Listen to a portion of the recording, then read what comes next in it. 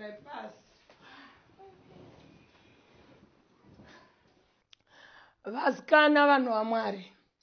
Ani muri kuona kuti pane mumwazipo wedu. Watinoti ndiye mukuru wedu.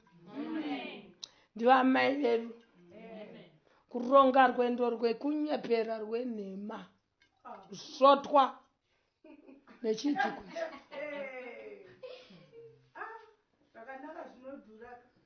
Asi Mwari havadika izvozvo.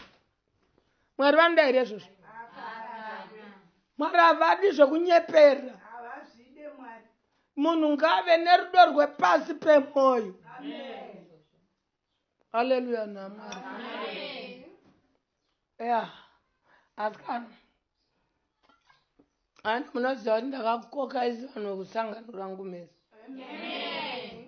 Kuti tive tifarire zviri panizvo. Handizvo?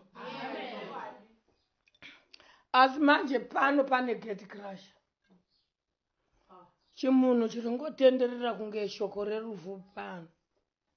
Chandisina kumbokoka panapa. Munonzwa here vanhu vaMwari? Amai mwana sungai.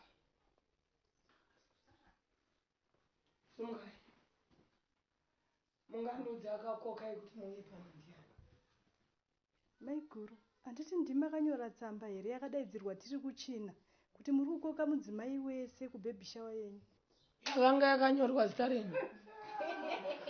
Vasikana. Yakangonzi mudzimai wese.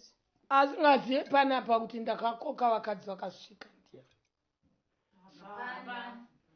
Saka iwe uri kutozviona semukadzi akasvika.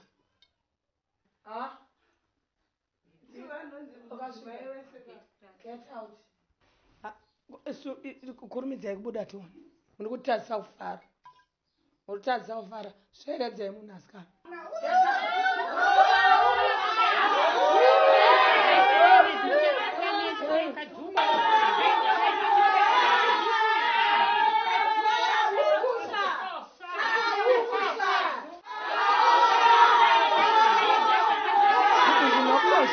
Zvekungoingwa nevanhu vese vese.